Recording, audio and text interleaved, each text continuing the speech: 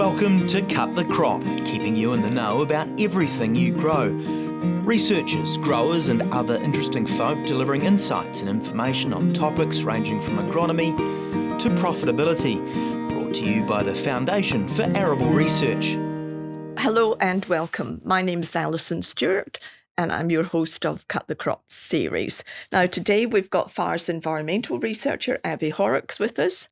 Welcome, Abie. Thank you, Alison. And she's going to talk about a project called Soil Your Undies, which is sort of, I guess, captured people's imagination. So tell us a little bit about what the background to Soil Your Undies project is all about. Yes. So the premise is to provide some cotton as a food source to soil microbes and to assess after a few months how much decomposition takes place as a visual indicator for microbial activity. And it was in America where they decided to use underpants to do this. And I think it was because it's a bit of a gimmick. It's a sort of a fun way to come at this, this visual assessment, which is really a powerful way just to see what's happened microbially and to build a bit of a narrative around what's happening on farm. And so we had Teresa Meadows visit us a few years ago from AHDB. So we heard from her about what was happening in the UK. So there's been a number of farmers over there who are really getting on board with this, as they are in Oregon and other parts of the world, to do the Soil Your Undies and to tell that story.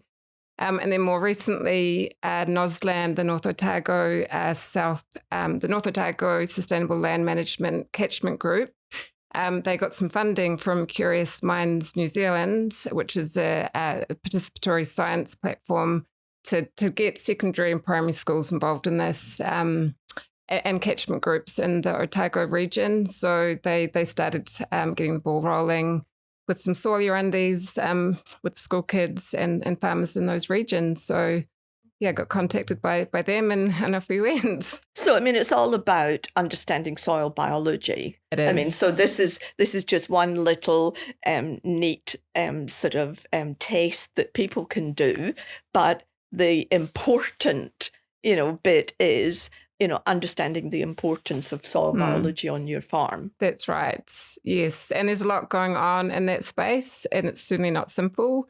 It's really important from a science perspective that we try and have a better understanding of how the microbial activity and presence on farm relates to function with regard to productivity and crop growth, but also resilience is really key. So yeah, there's a lot going on in that space. We need to do a fair bit of work, but this is just one approach to look at that visual cue. So tell us about the test, the Soil Your Undies test. What does that actually involve? So the first thing to do is, again, as I said before, it's providing that food source for the microbes, which in this case is cotton undies. And they get buried.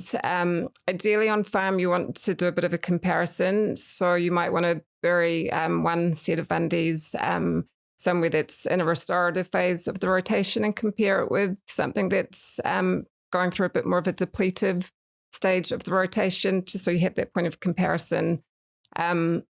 So what you do, you can bury them vertically or horizontally. If you've got a dry land farm or you've got compaction, then horizontally is just a lot easier to dig down, and there is more activity, biological activity in that topsoil where there's more organic matter. So what depth are we talking about, 10 centimetres? If you're doing it horizontally, around 5-10 centimetres. And the key is consistency if you're doing a comparison. So if you're burying them at around 5 centimetres, you want to make sure that you're doing that the same depth in all the sites that you're doing.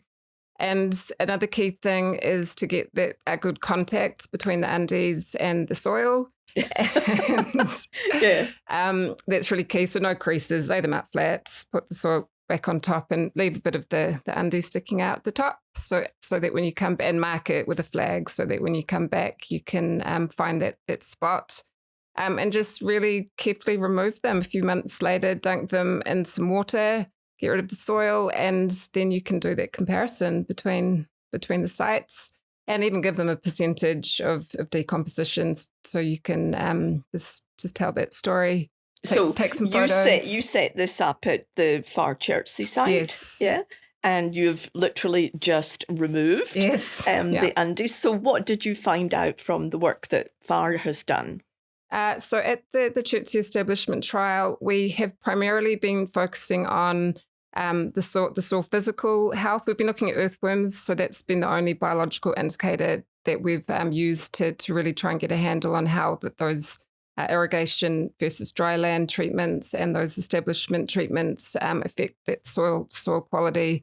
So we're now trying to take a close look at what's going on microbially and biologically at that site. So this visual assessment is just one aspect that we're looking at. We'll also be doing a suite of other measurements around respiration and looking at other proxies, for example, using nematodes to see if we've got bacterial versus fungal feeding nematodes in predominance. So there's a whole range of other indicators that we're starting to look at more closely. So this is just one part of that package. But so a few months ago, we buried a pair of undies on the grass verge and then also in those establishment treatments.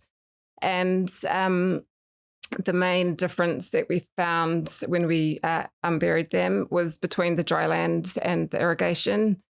There was at least twice as much decomposition in the irrigation treatments because the microbes need that moisture to be active. There's three main things that they need. Actually, there's the moisture and there's the oxygen, and also there's that food source, the organic matter food source. So the main difference really was between the dry land and the irrigated.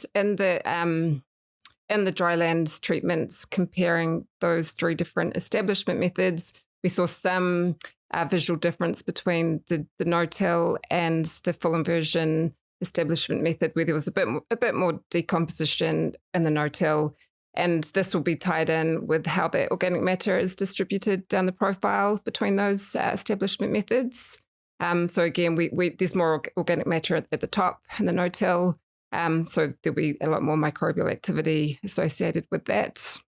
So the length of time you have to leave the undies in the soil for what, around 2 to 3 months?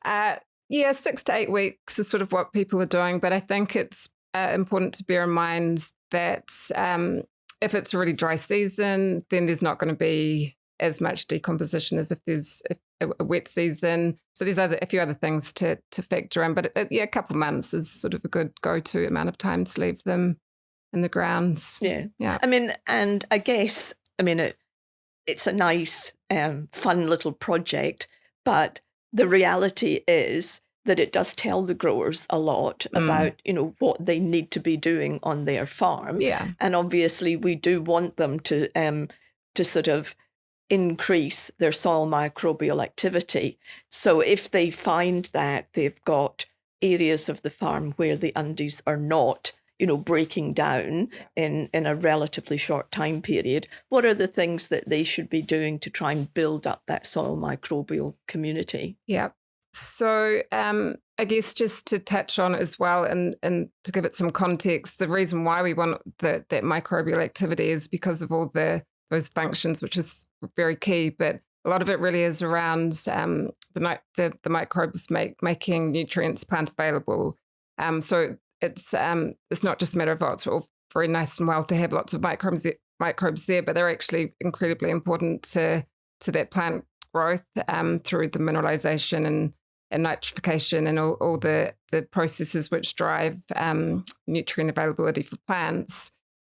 So if you are finding that you're just not getting the decomposition in the undies, then you need to be thinking about those three key, the three rules of thumb, if you like, that are of most importance, and that's around oxygen, moisture, and that organic matter food source.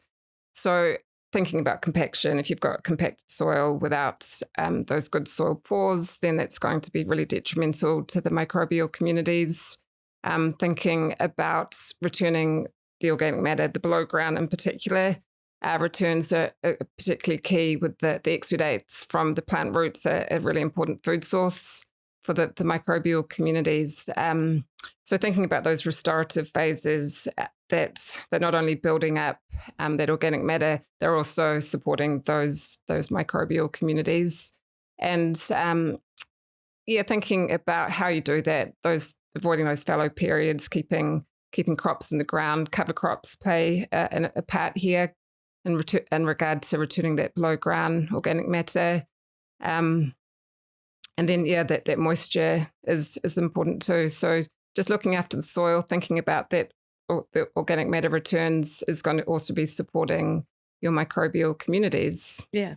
So where can growers find out more about? Well, have you got a sort of guide to how to do the Soil Your Undies test? Yes, that's currently we're putting a video together, a how-to video, and that will be available in the coming weeks. And that'll just be a quick how-to visual video to show farmers how to get out and do this. But also looking online, there's a hashtag Soil Your Undies is a good place to go if you want to see what other farmers in Oregon and in UK in particular are doing in the space. There's some funny stories there and some great narratives around what different people are finding. Yeah. And I mean, if you're a grower that, already knows a reasonable amount about, soil biology, is far doing more intensive research. You talked about a broader range of activities. So, I mean, obviously we want to get more information out around soil biology, and the value of building up, soil microbial sort of function in their soil. Where can growers go to get, interesting sort of information about that? I think it's all kind of fits into the one package. If you're thinking about looking after soil physical health and soil physical structure, and we have some resources on the FAR website in that space, it lends itself to also looking after the soil microbes because of the importance of that organic matter as a food source. So, there are some resources on the FAR website, but I think it's fair to say that going forward, we'll be trying to package that together in some more useful ways and creating some more resources in that space in the coming months because, it's nice to, there's a lot of resources out there, but pulling it together into a usable guide is, I think, going to be really helpful for cropping farmers. Yeah. So, thanks very much, Abie. I mean, I'm not sure whether we're going to suddenly see a sudden increase in the purchase of cotton undies or not. But it's just a nice example of how something fun can actually add, and provide some really important information to growers. So thank you very much. No problem. Thank you, Alison. And thank you for listening, and have a great day on the farm. Thanks for tuning in to Cut the Crop, presented to you by FAR. If you'd like to know more about any of the topics discussed or have any suggestions for future topics, go to www.cutthecrop.co.nz.